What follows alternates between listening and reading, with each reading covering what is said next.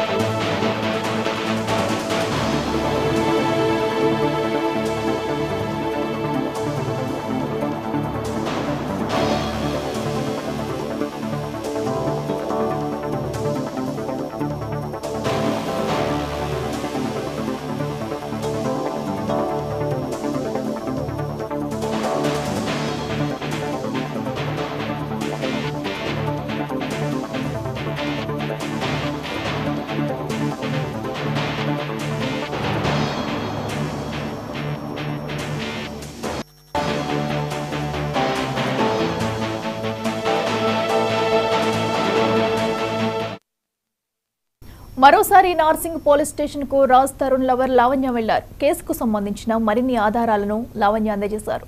ప్రస్తుతం లావణ్య స్టేట్మెంట్ ను పోలీసులు రికార్డ్ చేస్తున్నారు. ఇదే అంశానికి సంబంధించి మరింత సమాచారం మా ప్రతినిధి గోపి అందిస్తారు. గోపి, చెప్పండి.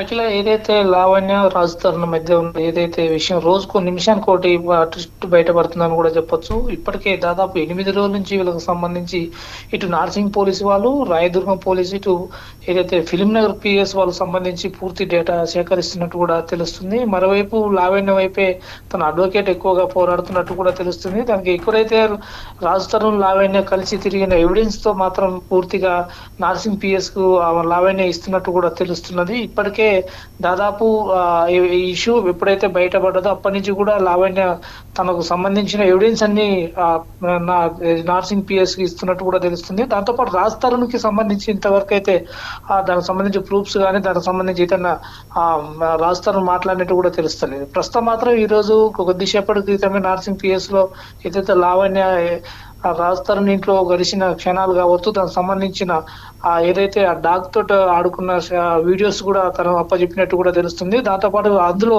ఆ వీడియోలో మాత్రం రాజ్ తరుణ్ వాళ్ళ మదర్ కూడా కనపడుతున్నట్టు కూడా ఆ ఎవిడెన్స్ కూడా పోలీసు వాళ్ళకి ఇచ్చినట్టు కూడా తెలుస్తుంది. ప్రస్తుతం ఏదైతే ఇప్పటికే 175 ఫోటోలు తను ఎవిడెన్స్ కోసం పోలీసు వాళ్ళకి ఇచ్చినట్టు కూడా తెలుస్తుంది. మరోవైపు ఇప్పటికే రాజ్ తరుణ్ సంబంధించి ఎక్కడెక్కడ ఇంకెక్కడ ఉన్నాయి దానికి సంబంధించి అన్ని వీడియోలు తన స్టేట్మెంట్ రికార్డ్ చేసి పోలీసు వాళ్ళకి ఇస్తున్నట్టు కూడా తెలుస్తుంది. ఇప్పటికే అడ్వకేట్ తో కలిసి నార్సింగ్ పిఎస్ లో ప్రస్తుతం మాత్రం లావణ్య ఉన్నది. దీనికి సంబంధించి అన్ని ఎవిడెన్స్ పోలీసుకు ఇచ్చినట్టు కూడా తెలుస్తుంది. అఖిల, ఓకే గోపి, అయితే ప్రస్తుతం మరి లావణ్య స్టేట్మెంట్ అయితే రికార్డ్ చేసినట్టు తెలుస్తుంది. మరి అనంతరం పోలీసులు రాజ్ తరుణ్ పిలిపించి విచారించే అవకాశం ఉందంటారా?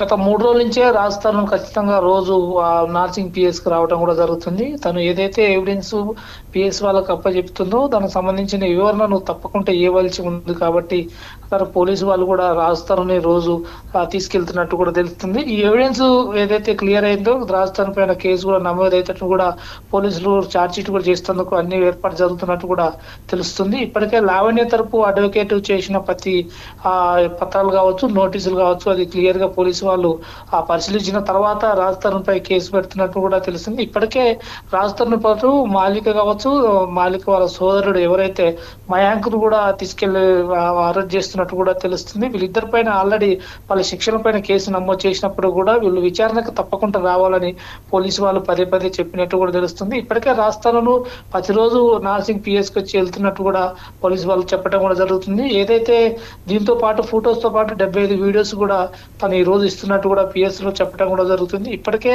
దీనికి సంబంధించి అన్ని విచారణకు సంబంధించి అడ్వకేట్ దాని ముందుండి చేస్తున్నట్టు కాబట్టి అయితే లాస్ట్ కి వీళ్ళిద్దరి పైన అసలు ఈ కేసు అవుతుందా లేదా లేకపోతే లావణ్య గెలుస్తుందా దానిపైన ఇంకా చూడవలసి ఉంది. Akhila, okay, right Gopi, thank you. ఇవి బులెటిన్ అప్డేట్స్ కి